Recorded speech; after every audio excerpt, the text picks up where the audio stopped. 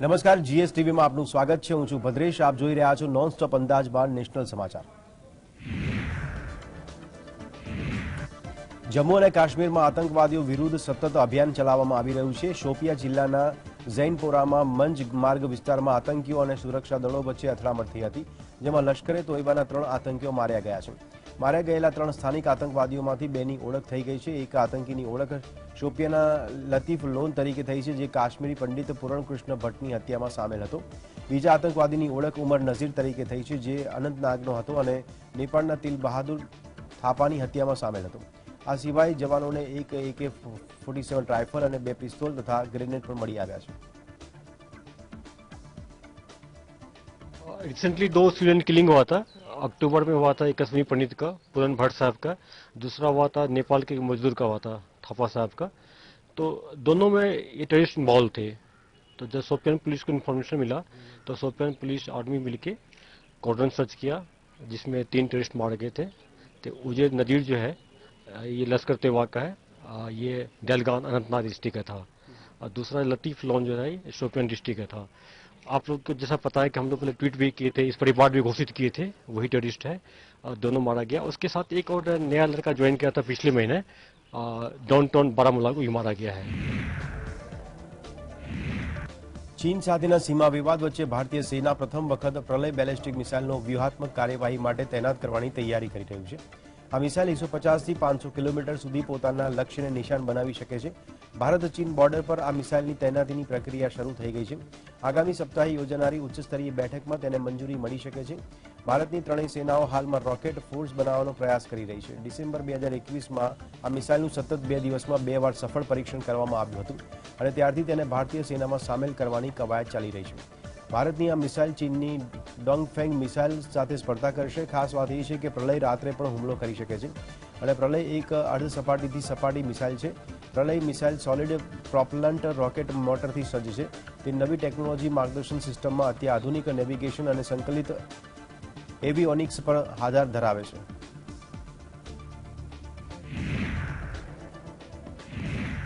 ભારતીય નેવીની તાકાતમાં વધારો થયો છે. મંગળવારે પ્રોજેક્ટ 75 હેઠળ યાર્ડ 11,879ની 5મી કલરવઈ ક્લાસ સબમરીન નેવીને સોંપવામાં આવી હતી. અધિકારીઓએ જણાવ્યું હતું કે પ્રોજેક્ટ 75માં સ્કોર્પિન ડિઝાઇનની 6 સબમરીનનું સ્વદેશી બાંધકામ સામેલ છે. આ સબમરીન મેસર્સ નેવલ ગ્રુપ ફ્રાન્સના સહયોગથી મડગાંવ ડોક શિપબિલ્ડર્સ લિમિટેડ મુંબઈ ખાતે બનાવવામાં આવી રહી છે. નેવી અધિકારીઓએ જણાવ્યું હતું કે સબમરીનને ટૂંક સમયમાં ભારતીય નેવીમાં સામેલ કરવામાં આવશે, જેનાથી ભારતીય નૌકાદળની તાકાતમાં વધુ વધારો થશે. તત્કાલીન આઈકે ગુજરાલે સરકાર 25 સબમરીન છે તે હસ્તગત કરવાનો નિર્ણય લીધો હતો. P-75 સબમરીનના નિર્માણ માટે 30 વર્ષનું આયોજન થયું છે. 2005માં ભારત અને ફ્રાન્સે 6 સ્કોર્પિયન ક્લાસ સબમરીન બનાવવા માટે $3.75 બિલિયન માટે કરાર કર્યા હતા.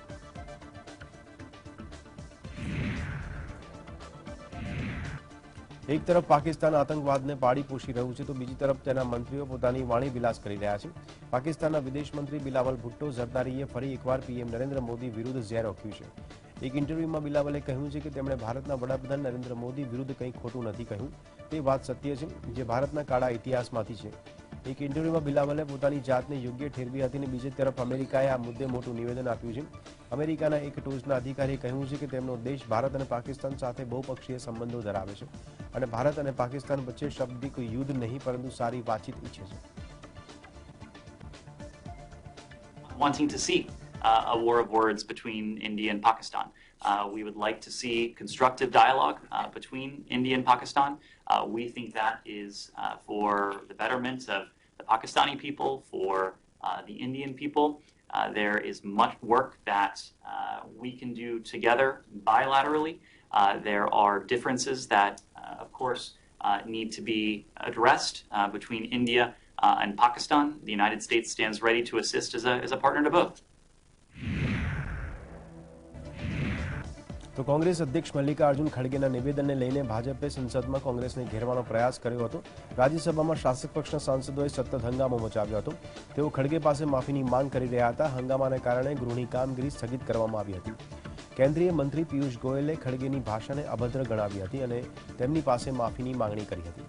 તો બીજી તરફ સંસદની બહાર પણ ભાજપે ખડગે સામે મોરચો ખોલ્યો હતો। કેન્દ્રીય મંત્રીઓએ ખડગેના નિવેદનની ટીકા કરી છે, ત્યારે કેન્દ્રીય સંસદીય કાર્ય મંત્રી પ્રહલાદ જોશીએ કહ્યું કે અલવરમાં કોંગ્રેસ અધ્યક્ષ દ્વારા જે ભાષાનો ઉપયોગ કરવામાં આવ્યો છે તેની હું સખત નિંદા કરું છું। આ અસલી કોંગ્રેસ નથી। આઝાદી પછી ગાંધીજીએ પોતે કહ્યું હતું કે કોંગ્રેસને નાબૂદ કરી દેવી જોઈએ। આ કોંગ્રેસ અસલી કોંગ્રેસ નથી, ઇટાલિયન કોંગ્રેસ છે। આ રબર સ્ટેમ્પ પ્રમુખ છે જે નકલી नेता છે। जो जिसको सुन करके भी हम सबको बहुत खराब लगता है, इसको निंदा करना भी मुझे उचित नहीं लगता है। इतना गलत बात बोला है, ऐसे कैसे कह सकते हैं? पॉलिटिकल हम दुश्मन नहीं ना, हम तो राइवल है। लेकिन खड़गे जी ने जो शब्दों का इस्तेमाल किया है, इसी वजह से राजनीति का स्तर गिरता है। સંસદમાં રાજ્યસભાની કાર્યવાહી દરમિયાન મલ્લિકાર્જુન ખડગેના નિવેદન પર સત્તા પક્ષના સાંસદોએ જોરદાર હંગામો કર્યો। જોકે મલ્લિકાર્જુન ખડગેએ પોતાના નિવેદન પર માફી માંગવાનો ઇનકાર કરી દીધો। ખડગેએ કહ્યું કે હું હજુ પણ મારા નિવેદન પર કાયમ છું અને તેમણે નિવેદન સંસદની બહાર આપ્યું છે, તેથી તેના પર ચર્ચા કરવાની કોઈ જરૂર નથી। આ પહેલા સોમવારે અલવરની એક સભામાં ખડગેએ આઝાદીમાં ભાજપની ભૂમિકા અંગે નિવેદન આપ્યું છે, જેની સામે ભાજપે વાંધો ઉઠાવ્યો અને અમારી પાર્ટીના નેતાઓએ દેશ માટે પોતાના જીવ કુરબાન કરી દીધા છે। તમારા ઘરમાંથી કોઈ દેશનું એક કૂતરું પણ મળ્યું નથી। દેશ માટે શું કોઈએ કુરબાની આપી છે?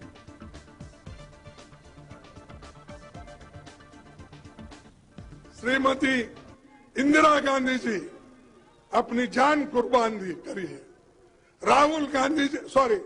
राजीव गांधी जी अपने जान दिए इस देश की एकता के लिए। तो ये सब हमने किया, हमने अपनी जान दी, हमारे पार्टी के नेताओं ने जान दिया। तुम क्या किए? आपके घर में कोई देश के लिए कुत्ता तो मरा है? क्या कोई तो कुर्बानी दी है? नहीं। लेकिन फिर भी वो देशभक्त, और हम कुछ भी बोलेंगे तो देशद्रोही। बाहर जो कहा, अगर फिर यहाँ रिपीट करूंगा, इन लोगों के लिए बहुत मुश्किल हो जाएगा। क्योंकि जो आजादी के वक्त माफी मांगने वाले लोग और जो आजादी के लिए जो लड़े हैं, उनको पूछ रहे हैं आप माफी मांगो। રાજ્યસભામાં સાંસદોની ધાંધલ ધમાલના કારણે ઉપરાષ્ટ્રપતિ જગદીપ ધનખડે સાંસદોને યાદ અપાવવા માટે તેમની બેઠક પરથી ઉઠવું પડ્યું હતું અને સાંસદોને કહ્યું છે કે આપણે હવે બાળકો નથી। સાંસદોને ઠપકો આપતા જગદીપ ધનખડે ગૃહમાં કહ્યું કે આપણે ખૂબ જ ખરાબ ઉદાહરણ સાબિત કરી રહ્યા છીએ।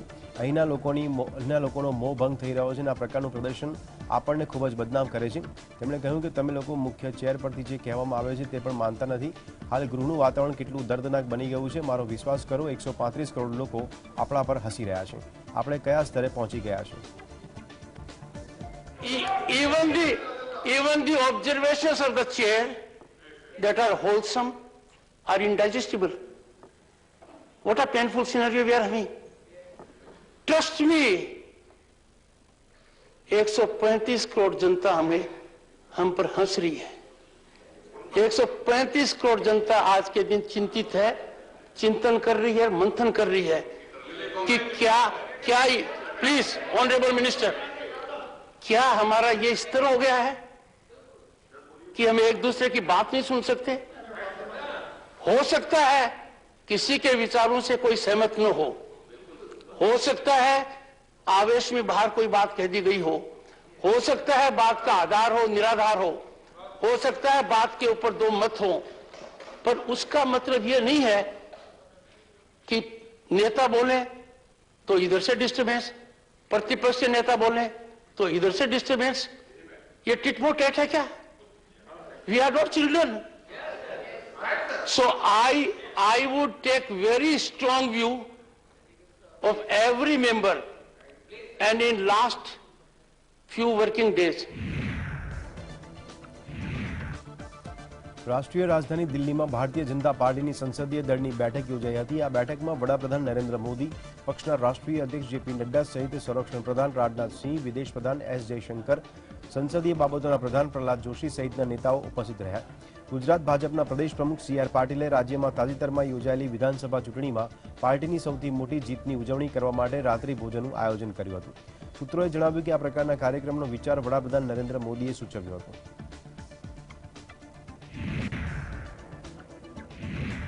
સંસદનું વર્તમાન શિયાળુ સત્ર તેના નિર્ધારિત સમય કરતાં એક સપ્તાહ વહેલા શુક્રવારે સમાપ્ત થવાની સંભાવના છે. મંગળવારે સૂત્રો દ્વારા આ માહિતી આપવામાં આવી છે. સૂત્રોના જણાવ્યા અનુસાર નિર્ણય વ્યાપાર સલાહકાર સમિતિની બેઠકમાં લેવામાં આવ્યો હતો, જે લોકસભા અને રાજ્યસભાના કાર્યક્રમો નક્કી કરે છે અને જેનું નેતૃત્વ લોકસભાના સ્પીકર કરે છે. સૂત્રોના જણાવ્યા અનુસાર ઘણી વિપક્ષી નેતાઓએ સરકાર અને લોકસભામાં સ્પીકરને ક્રિસમસ અને નવા વર્ષની તહેવારોની મોસમને ટાંકીને શિયાળુ સત્ર વહેલું સમાપ્ત કરવા વિનંતી કરી હતી. સંસદનું શિયાળુ સત્ર 7 ડિસેમ્બરની શરૂ થયું હતું અને આ દરમિયાન ભારે હોબાળો થયો હતો, જેના કારણે બંને ગૃહોની કાર્યવાહી વારંવાર સ્થગિત કરવી પડી હતી. અરુણાચલ પ્રદેશમાં ચીન સાથે અથડામણના મુદ્દે શાસક પક્ષ અને વિપક્ષના સભ્યો વચ્ચે હોબાળો ચાલુ રહ્યો હતો.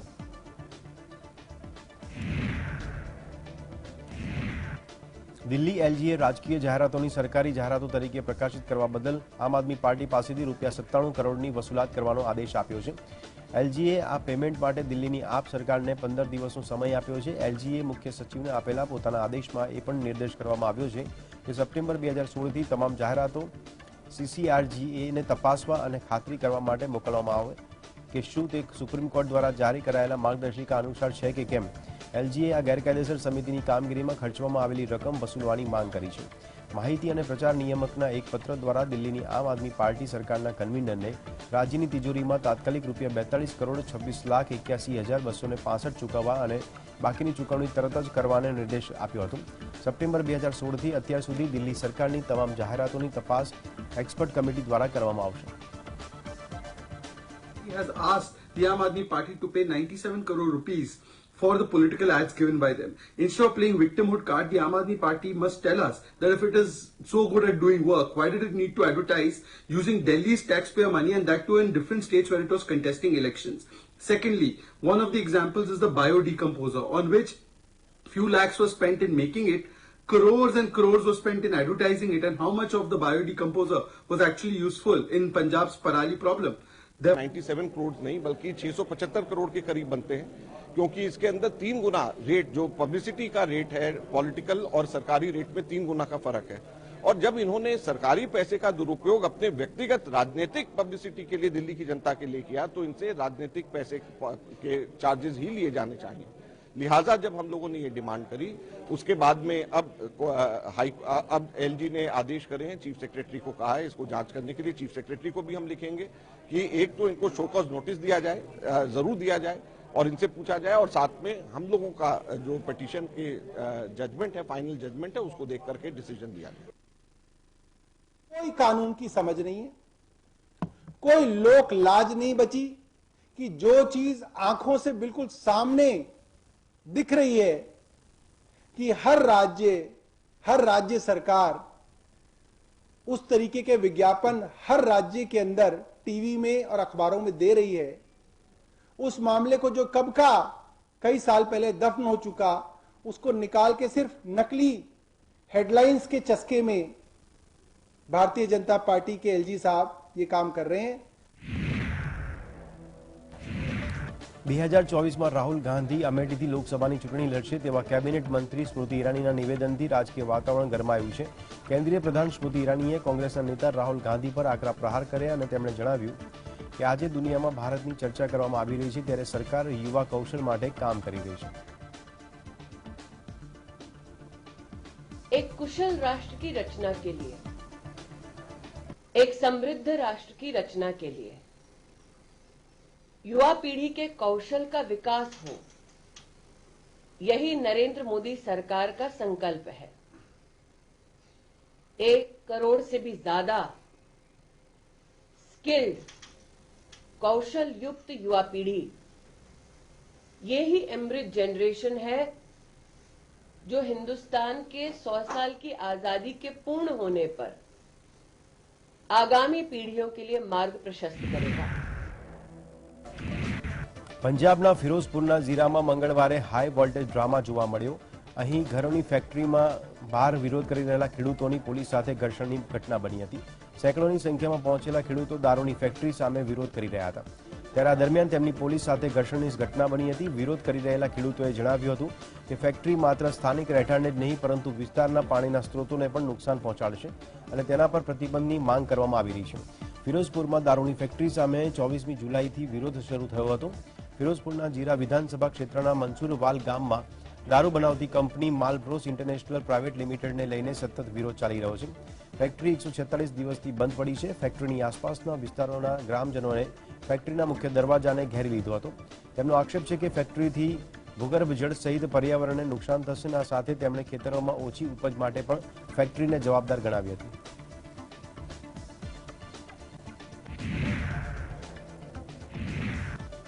અભિનેત્રી જેકલિન ફર્નાન્ડીઝ મંગળવારે ઠગ સુકેશ ચંદ્રશેખરને સંડોવતા ₹200 કરોડના મની લોન્ડરિંગ કેસમાં હાજર થવા માટે દિલ્હીની પટિયાલા હાઉસ કોર્ટમાં પહોંચી હતી. ઠગ સુકેશ ચંદ્રશેખરને પણ મની લોન્ડરિંગ કેસમાં હાજર થવા માટે પટિયાલા હાઉસ કોર્ટમાં લાવવામાં આવ્યો હતો. સુકેશની ધરપકડ અને કેસ નોંધાયા પછી આ પહેલીવાર સુકેશ અને જેકલિન કોર્ટમાં આમને સામને હતા. સુનાવણી દરમિયાન જેકલિન ફર્નાન્ડીઝે 23 ડિસેમ્બરથી બહેરીન જવાની પરવાનગી માટે અરજી દાખલ કરી હતી. કોર્ટે ઈડીને જવાબ દાખલ કરવાનો નિર્દેશ આપ્યો હતો અને 22 ડિસેમ્બર માટે આ મામલાની સૂચિબદ્ધ કરી હતી. બીજી તરફ સુકેશ ચંદ્રશેખરના વકીલ અનંત માલિકે મંગળવારે કહ્યું છે કે તેમના ક્લાયન્ટે આમ આદમી પાર્ટીને 60 કરોડ રૂપિયા આપવાના આરોપ લગાવ્યા છે. તેમણે કહ્યું કે હાઈ પાવર સમિતિએ આરોપોની પ્રાથમિક તપાસ કરી છે અને સુકેશનું નિવેદન લીધું છે. સમિતિએ સુકેશના આરોપીની પણ ગંભીર નોંધ લીધી છે. ત્યારે સમિતિએ લેફ્ટનન્ટ ગવર્નરને પણ તેની ભલામણો આપી છે કે આરોપી ગંભીર છે અને કેન્દ્રીય એજન્સી દ્વારા તેની તપાસ થવી જોઈએ. અનંત મલિકે કહ્યું કે સુકેશ સતત આમ આદમી પાર્ટી અને તેના નેતાઓ પર આવા ગંભીર આરોપો લગાવી રહ્યો છે. સુકેશે એલજીને પણ આ અંગે ઘણા પત્રો લખ્યા છે. आज सुकेश चंद्रशेखर 60 करोड़ रुपए आम आदमी पार्टी को देने की एलिगेशन लगाई है. ये एलिगेशन लगातार चलती आ रही है. सुकेश ने अपनी अन्य चिट्ठियों में ये आप लोगों के सामने रखा, एलजी साहब के सामने कंप्लेंट करी. उसके बाद एक हाई पावर्ड कमेटी बनाई गई जिसने जेल में जाके सुकेश चंद्रशेखर के बयान लिए. अब हाई पावर्ड कमेटी अपनी रिकमेंडेशंस दे चुकी है. हाई पावर्ड कमेटी ने ये होल्ड किया है कि जो एलिगेशंस हैं काफ़ी सीरियस हैं, ग्रेव हैं और जांच जो है वो अवश्य होनी चाहिए. अब मामला जांच का है. जांच एजेंसियां जब भी सुकेश चंद्रशेखर को बुलाएंगी वो अपने सामने रखेगा. તેલંગાણામાં એક પિતા સામે તેની 18 વર્ષની છોકરીના અપહરણનો મામલો સામે આવ્યો છે. મામલો જે છે તે સિરસિલા જિલ્લાનો છે અને મીડિયા રિપોર્ટ્સ પ્રમાણે આ યુવતી જ્યારે મંદિરમાં દર્શન કરીને ઘરે પરત ફરી રહી હતી ત્યારે તેનું અપહરણ કરવામાં આવ્યું છે. વેમુલાવાડાના ડીએસપી નાગેન્દ્રચારીએ ઘટનાની પુષ્ટિ કરી હતી. ડીસીપી નગેન્દ્રએ કહ્યું છે કે છોકરીના પિતાની ફરિયાદ બાદ કેસ નોંધવામાં આવ્યો છે. યુવતીની શોધખોળ ચાલુ છે અને અપહરણની સમગ્ર ઘટના વિડીયોમાં કેદ થઈ છે. આ ઘટનામાં 4 લોકો સંડોવાયેલા હોવાનું જણાવવામાં આવી રહ્યું છે. ડીએસપીએ જણાવ્યું કે યુવતી ભૂતકાળમાં તેના પ્રેમી સાથે ભાગી ગઈ હતી અને યુવતી પુખ્ત હોવાથી તેનો પ્રેમી તેને પોતાની સાથે લઈ ગયો હોઈ શકે છે. આરોપીઓને પકડવા માટે 3 ટીમો બનાવવામાં આવી છે. યુએસ કેપિટોલ હિલ એટલે કે યુએસ સંસદ હિંસાના કેસમાં પૂર્વ અમેરિકન રાષ્ટ્રપતિ ડોનાલ્ડ ટ્રમ્પની મુશ્કેલીઓ વધી છે. તપાસ કરી રહેલી કોંગ્રેસની સમિતિએ ટ્રમ્પને દોષી ઠેરવ્યા છે. આ હિંસા અમેરિકામાં રાષ્ટ્રપતિના શપથ પહેલા 6 જાન્યુઆરી 2021ના રોજ થઈ હતી. ટ્રમ્પના હજારો સમર્થકોએ સંસદ ભવનમાં ઘૂસી જઈને તોડફોડ અને આગચંપી કરી હતી. આ ઘટનામાં 154 પાનાના અહેવાલમાં સમિતિએ ટ્રમ્પ વિરુદ્ધ ફોજદારી કેસ ચલાવવાની ભલામણ કરી હતી. આ માટે 1000 પ્રત્યક્ષદર્શીઓના નિવેદનો નોંધવામાં આવ્યા હતા. ત્યારે સામા પક્ષે ટ્રમ્પે તેમના પર લાગેલા તમામ આરોપોને ફગાવી દીધા હતા. તેમણે ટ્રુથ સોશિયલ મીડિયા પ્લેટફોર્મ પર એક પોસ્ટમાં લખ્યું છે કે મારા પર લાગેલા તમામ આરોપો ખોટા છે. જે કેસમાં તેની સામે તપાસ કરવામાં આવી રહી છે તે જ કેસમાં તેની સામે મહાભિયોગના રૂપમાં કાર્યવાહી થઈ ચૂકી છે. ફરી એક વખત એ જ આરોપો લગાવવા એ મને અને રિપબ્લિક પાર્ટીને સાઇડલાઇન કરવાનું ષડયંત્ર છે. કોંગ્રેસની સમિતિએ ટ્રમ્પ પર વિદ્રોહને ઉશ્કેરવા, સત્તાવાર કાર્યવાહીમાં અવરોધ કરવા, ષડયંત્ર, ખોટા નિવેદનો ઠરાવ કરવા અને સરકારને છેતરવાનો આરોપ લગાવ્યો છે.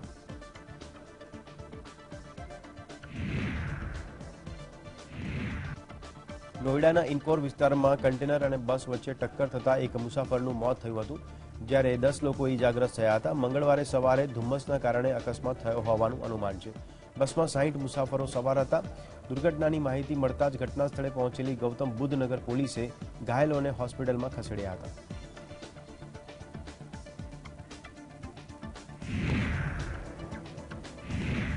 દેશના અનેક રાજ્યોમાં ઠંડીનો પ્રકોપ વધી રહ્યો છે. ખાસ કરીને દિલ્હી, પંજાબ અને હિમાચલ સહિતના ઉત્તર ભારતના ઘણા રાજ્યોમાં તાપમાન સતત નીચે જઈ રહ્યું છે.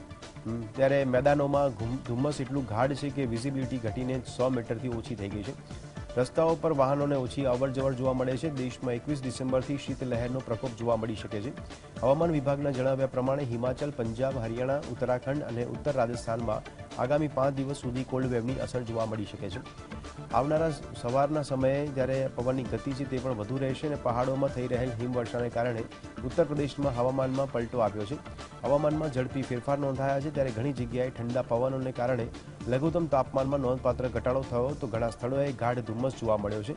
21 ડિસેમ્બરથી યુપીના ઘણા વિસ્તારોમાં કોલ્ડ વેવની સંભાવના છે ત્યારે મેરઠ સહિત પશ્ચિમી યુપીના તમામ જિલ્લાઓમાં ઠંડી સતત વધી રહી છે.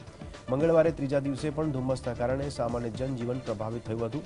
તાપમાનનો પારો પણ ગગડીને 7 ડિગ્રી સુધી પહોંચી ગયો હતો. हमारे गोरखपुर की अपेक्षा यहाँ तो ठंडक अधिक दिख रहा है.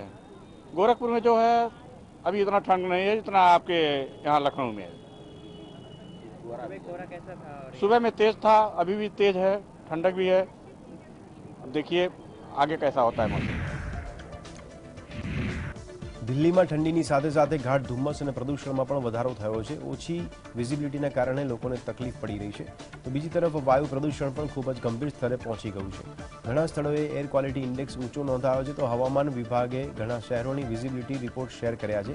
દિલ્હીના પાલમમાં વિઝિબિલિટી 25 મીટર હતી જ્યારે સફદરગંજમાં 50 મીટર હતી અને અત્યંત ગાઢ ધુમ્મસને કારણે પંજાબના ભટિંડામાં 0 વિઝિબિલિટી જોવા મળી હતી. અમૃતસર, પટિયાલા અને લખનૌમાં વિઝિબિલિટી 25 મીટર નોંધાઈ છે.